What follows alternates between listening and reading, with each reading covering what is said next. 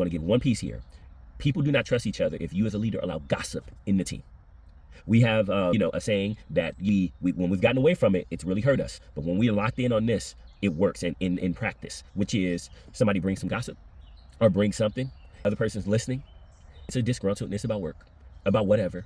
The person that's listening in the business, once they're done and they give that person space to let it all out, they say to them, did you want me to go tell the person that you're talking about? Or did you want to go ahead and do it? That immediately ends it. Because what happens is at that point in time, now the person was frustrated about something at work. We got to have each other's back in the sense of, I'm mad at you. I'm hurt that you're hurt. Let's go deal with this person. You're not just going to sit here and dump everything on me and then walk away. And now I got the tea. Now I'm holding on to this about something that can hurt the team, because what does that do? That erodes trust. Because now I got to hold on to something about you got some problems over there with them. Now you come talk to me. Now we got another issue, because you might be talking about me to somebody else as well. This is The Leader You're Becoming, a show where we talk about leadership, stewardship, and building the type of business people actually want to work for. I'm Coach T. Let's get into it.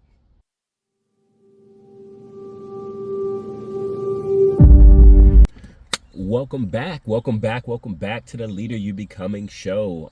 Again, I'm your host, Coach T, and I am so excited to have you here. We gonna get into it today. So if this is your first time, welcome in. If this is your next time, welcome back. I am so excited about today because leaders are readers. All right, we just gonna jump into it, right? Leaders are readers. And on this show here, The Leader You're Becoming, we are literally talking about how to create a workplace that people love going to each and every day.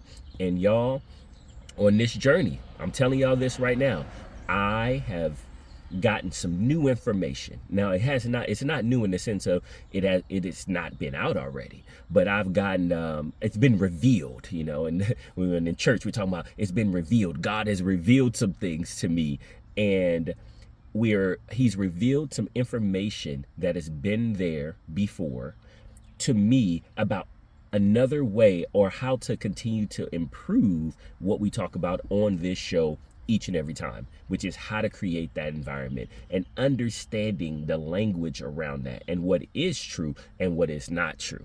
All right, so that's enough of the buildup. What am I talking about today on this show today, which is we're going to talk about how this book here, 9 Lies About Work by Marcus Buckingham and Ashley Goodall. This book, like I said, leaders are readers, just totally flipped my world upside down. Not in the sense of I didn't get it, but the fact that I did get it, and I did see so many of these things here, but you just didn't have the language. You just didn't have the understanding of, like, why do I feel like this, but I don't have any language to put around it, right? I can see some things, I feel some things, I'm experiencing some things in work that just don't seem the way we're talking about it, don't seem right. And this book really, truly put some language around exactly what I was feeling, what I was attempting to do, and saw myself consistently trying to do and seeing some inconsistent results. And on this show, we talk about, like, what some practical things that we can do each and every day as leaders for who we're becoming. Like, how do we continue to become, some things to practically do to grow, but then also what are the practical things that we can do immediately with our teams to improve their environment, to improve the level of safety and trust that they have, to improve the overall experience of the people on our teams. And the work of Marcus Buckingham specifically that I've really been diving into has been phenomenal towards that. And so we're just on this journey together. As somebody said, like, as they watch this show, they're like, it feels like you're just talking to me. Yes, that's exactly what we're working on here. We just having good old conversation, as if you were sitting right next to me and we were just kicking it, chopping it up, having a great conversation about how to improve the experience of our people, and ultimately how to continue to evolve and become the best leader that we can possibly be. Now, with that being said, how did I get introduced to this book? At my last Vistage meeting. Vistage is the world's largest coaching and advisory group in the world. Like, it's the largest one. And Vistage has speakers that would come in each month when we meet. And the speaker that came in, they were talking about leadership and some 20 tips to improve leadership, and all these things were phenomenal. But there was one book, they recommended several, but this book here, for whatever reason, you know how God works, right? This book right here, it was like, when they said it, something just hit different. And I'm like, 9 lies about work, that seems controversial. And I'm like, I'm not really into that. But then it's just something, you know how it goes with God. Like, you will just have something that just speaks to you, and you're like, all right, let me lean into that. Don't know what it is, but hey, let me just go ahead and lean into it. I get this book, y'all. And I start listening to it. And my protocol is this. If I see a book, I typically do a couple things. Number one, I get it on Audible first. I like to listen, and I can speed it up, and I can kind of get through. And I love audiobooks where they have the actual author actually reads the book, because they give a different level of nuance, and sometimes they add some extra stuff in because it's their original thought, right? Compared to somebody else just reading literally from the book. But that's neither here nor there. But I started going through this, and I started listening. And if I like what I'm hearing and it's resonating, I immediately go grab the book. Then now I'm listening to the book, and I'm actually reading the book together. So I'm listening to it, and I'm just going through, and I'm marking my notes off, and then I can go back to it and reference it, because now this has become like gold to me, right? In my process. Then I go and I find the author I'll find the author talking about the book online and the concepts and presentations. And I fell down a rabbit hole, y'all. I fell down a rabbit hole. And this book, when people ask me about it, I say, imagine it's hundreds of years ago, and you believe that the earth is flat, right? I'm about to make somebody mad. I already know. I already started this story, right? And you believe the earth is flat, and there's nothing anybody can tell you. And then somebody comes to you, and they're like, hey, I got some data. If you're just open, would you mind being open to just hearing a new perspective? And you hear this perspective, and now the earth is round. You have found that the earth is round. Now, I know somebody gonna get upset because they believe the earth is flat. That's not the conversation here. The point is, imagine you having some beliefs about something and it totally shifting on you, right? It's totally shifting. Not every single thing is different, but some of the core premises, some things could be different, or there's different language, and that different language can point you in a different direction, right? And so that is what this book did for me. And what I want to just focus on today is, like, okay, there's so much information here. Like, I can literally do 25 shows just on the details of the work of Marcus Buckingham, right? And this book and the others that he's written, the new one that I'm working through now that he just released, which is Design, Love, In. We're gonna weave some of that into here too. But this specific one, what are the 9 lies, right? Let's start there. I want you to hear these 9 lies, because some of these things are going to make you think. They'll make you think. Number 1, lie number 1 says, people care about which company they work for. Okay. All right. We're going to dive into that one specifically today. All right. Number 2, the best plan wins. The best plan. I can't tell you how many plans I've written in the last couple weeks.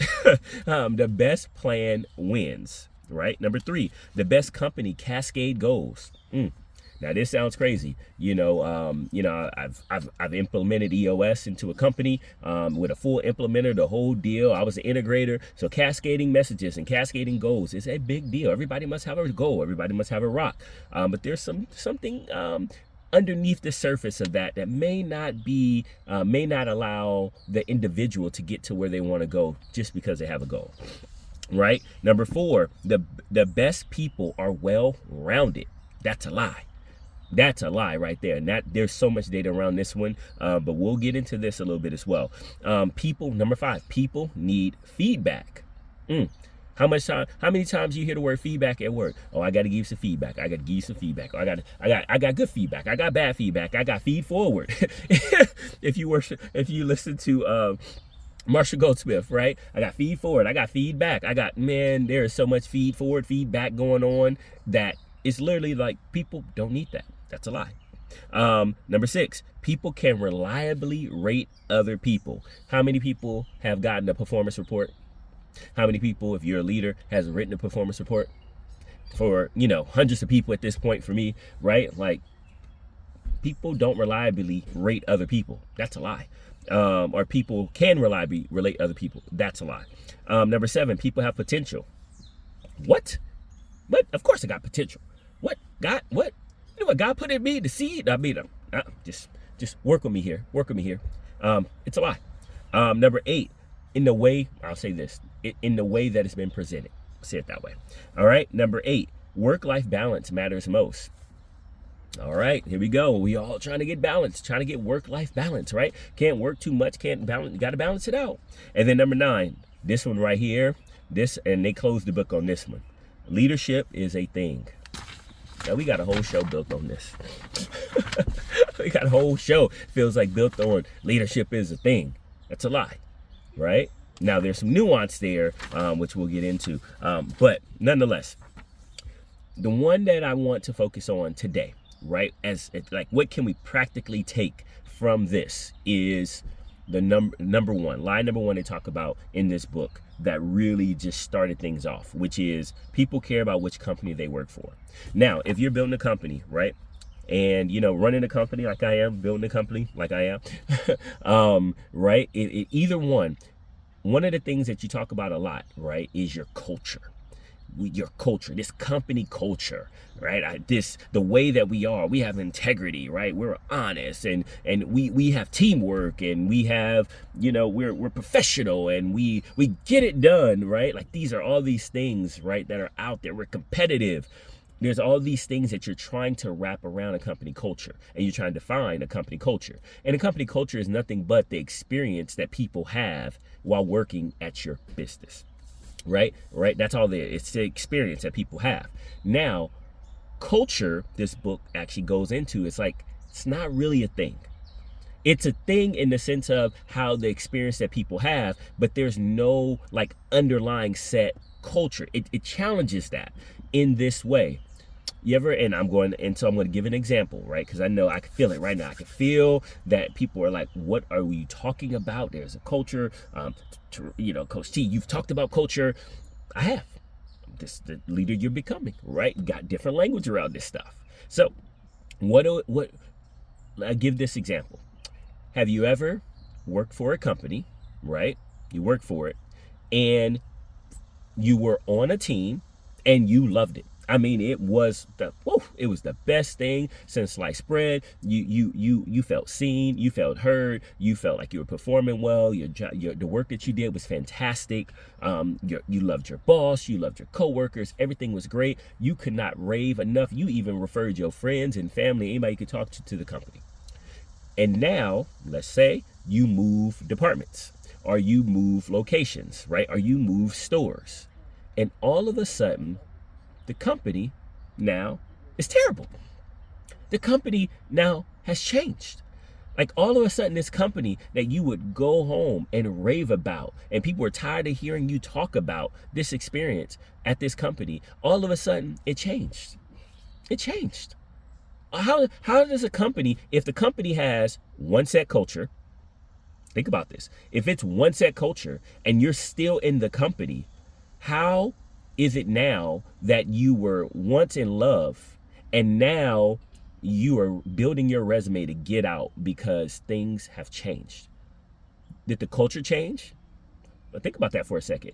Did the values change? Right?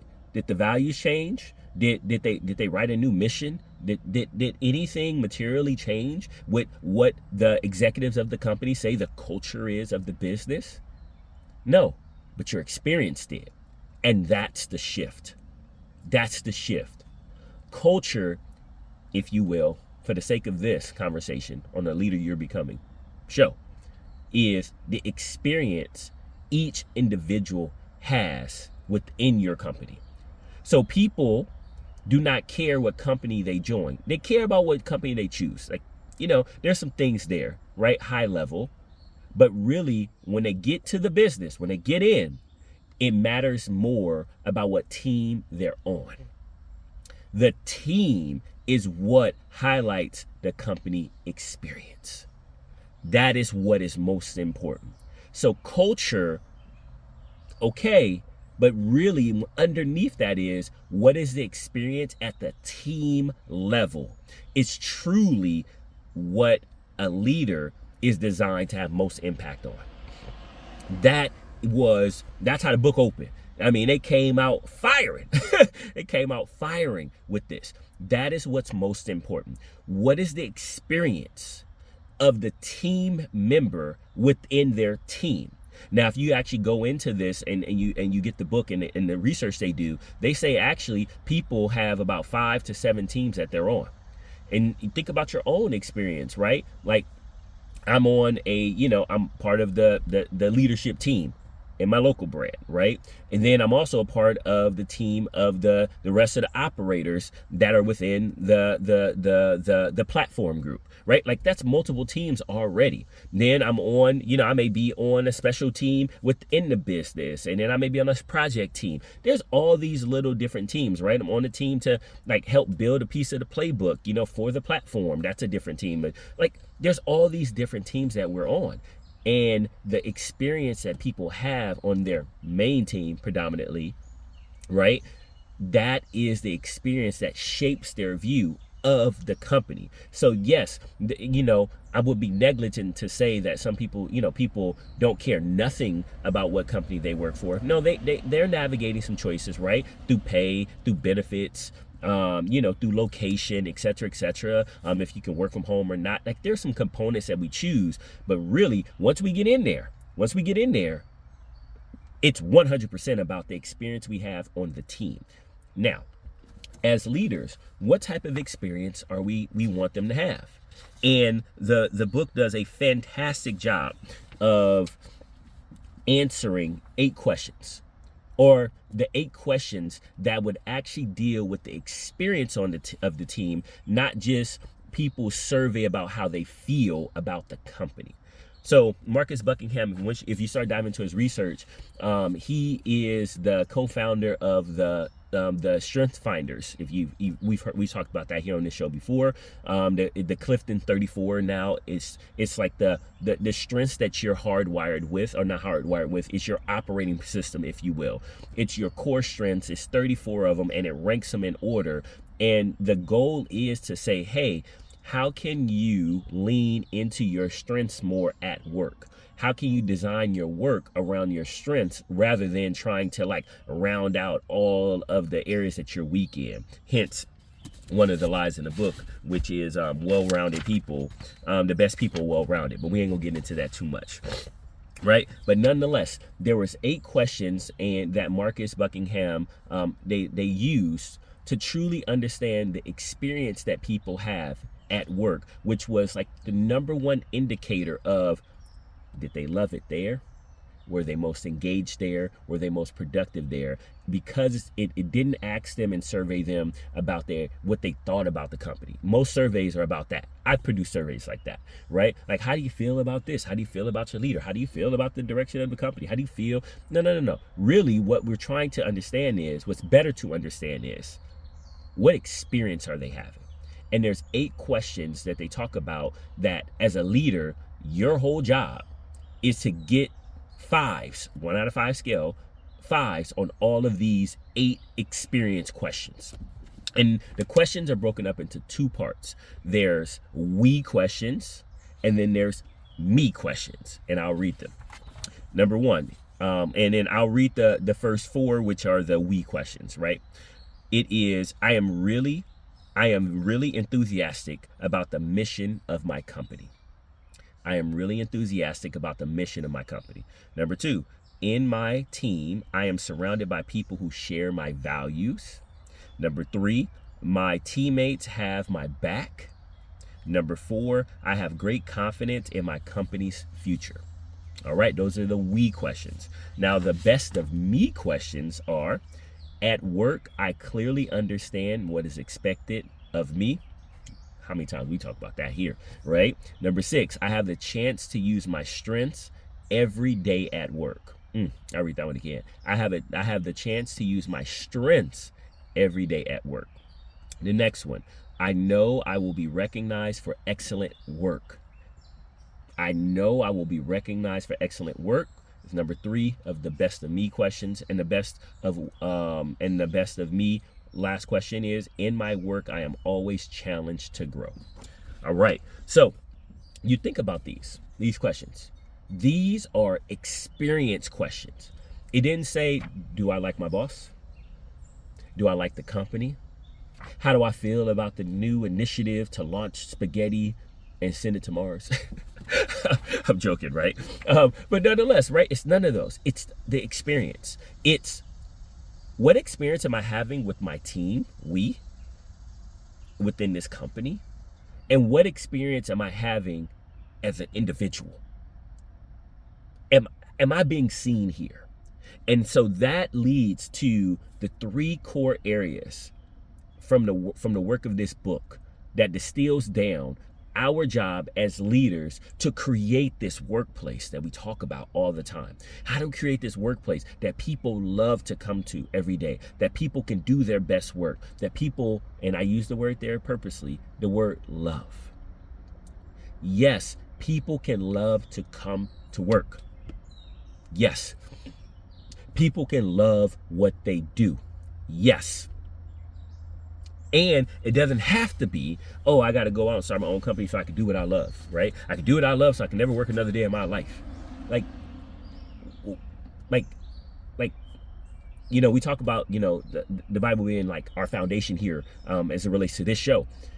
Well, in the beginning, God gave Adam work. he gave him work. Work just became harder after Adam and Eve had a fall. Right now, this is not a Bible study, but we're gonna use the Bible, right? And so work was there before. God gave Adam the land to work. So there was work there. So work and love actually go together, because the scripture says God is love, right? And so there was some lovingness of what Adam was doing. There was some love there. And so our work and love actually go together. And you don't have to find it. I believe, I've always believed this, and Marcus Buckingham believes, and the research believes that you can actually design love into your work. You can design it. But as a leader, it is our job to cultivate the environment for that to be able to even happen. And so how do we do this, right? How do we do this? Number one, you have to connect the people to the purpose of the business. You have to. Now, if you are the CEO, listen to this, right? Or an executive who has the autonomy to set the vision for the company and set the vision and the core purpose of the company, then this is right here, right? Like, you get to design this. But you got to connect the people to this purpose. Now, if you are, 500 middle manager, then okay, you don't have to, but you still are responsible for connecting people to the purpose and the mission of the vision, which means you got to know it. You got to be connected to it, right? If you're not connected to it, it's going to be hard for you to connect others to something you're not connected to. It's number one. You have to connect people to the mission and of the business. People have to, feel connected to something bigger than themselves. I'm telling you, that's just the way humans work. Humans, you can fight this all you want. If you want the best out of humans, I'll say it this way. If you want the best out of humans, if you have to connect humans to something bigger than themselves. If you can connect people to a mission. I was just talking to somebody, about a new business venture that I'm embarking on, right? And I said the greatest force in human history is a collective group of people that are on the same mission to go accomplish something. a group of people that are on a mission to go accomplish something, in my opinion, it is the most powerful force in human history. Because whether that's a good thing or a negative thing, those group of humans that are determined enough will win. They'll get what they want. And that's been a positive thing on this planet, and that's been a negative thing on this planet. But regardless of, you put groups of people on a mission together, and they're all lined up on that same mission, it's not if, it's when it's gonna happen. Come on now. It's not if, it's when they're gonna accomplish what they want to accomplish. And so as a leader, you get to use that force. Oh, I get so passionate about this. You get to use that force of bringing all these humans together, right? Even if you only got 3 on your team, bring these humans together around a mission. You're literally leveraging, oh my God, you're literally leveraging the most powerful force in human history. Bible says, the Bible says that a threefold cord, right? It's not easily broken. What is that? The connectedness of together can accomplish so much. All right. With that being said, number 2, build a team that trusts one another. If you build a team that literally trusts one another, one of those questions is, I know my team has my back. And I'm going to give one piece here. People do not trust each other if you as a leader allow gossip in the team.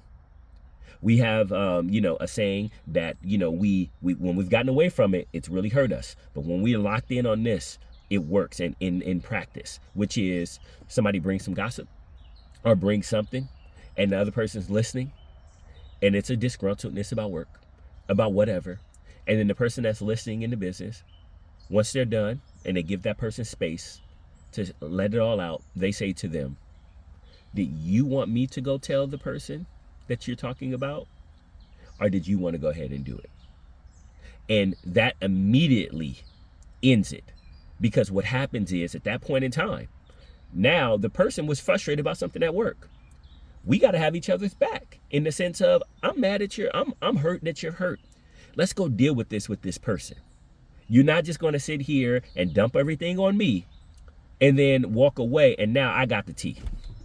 Now I'm holding on to this about something that can be, and that can hurt the team, because what does that do? That erodes trust. Because now I got to hold on to something about you got some problems over there with them, and then now if you come talk to me, now we got another issue, right? Because you might be talking about me to somebody else as well.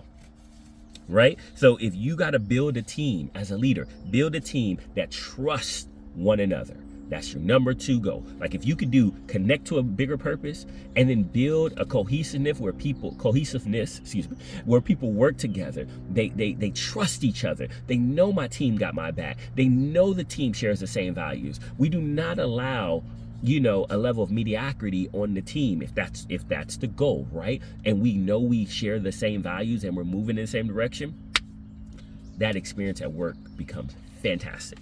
And then the last one here, with all of that, connect to a vision, connect to a bigger purpose, deeper purpose, connect the team. They build trust within each other. And then the last one is, you got to see the individual. People also, with all of this, have to also know that in all that team stuff, you see them.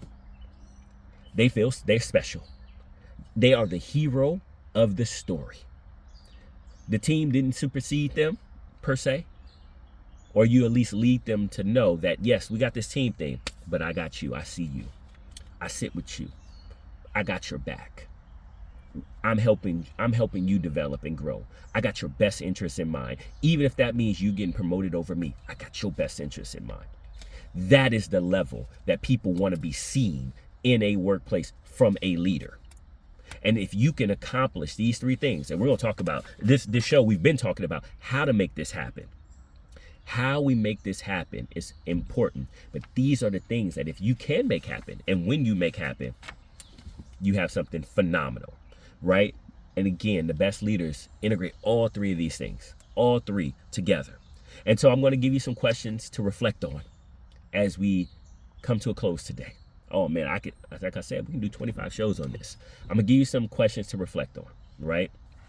As you think about the 3 phases, connecting people to the bigger purpose and mission. building a team that trusts each other. They got each other's back. And then a team, each individual person on that team feels seen, heard, and understood by their leader. And they know, without a shadow of a doubt, their leader has their best interests in mind, and they're doing everything to fight for them. When you bring those three things together, you're gonna have a world. You're gonna see a world of a difference. But here goes something to reflect on, as we like to do to end. Number one, ask yourself, do my people know why work matters? Question number two, would they say their teammates have their back? Question number three, does every person clearly know what's expected of them? Number four, are they using their strengths? Number five, are they recognized for great work? And then last but not least, are they growing? Are they growing? Again, if every team member answers all 8 of these questions, right, that we talked about, 5 out of 5, I ask you this: what kind of workplace would you create? All right, that's what we got today. Man, I'm feeling good. I'm feeling hyped up. I'm feeling pumped. I get excited about this stuff. I can say I love doing this. I do. All right, with that being said, if you want to connect and you're feeling like, you know what, I need some more information around this, let's talk this through some more, my contact information is right here. Let's connect. Let's network. This is what we're doing every day. You can't do it by yourself. This is why I joined Vistage. This is why I have mentors. This I have friends. I just went to New York to network and connect with somebody around like leading and building some things. This is what we're here for. So I got your back. If you need anything, contact information is here. Until next time, God bless.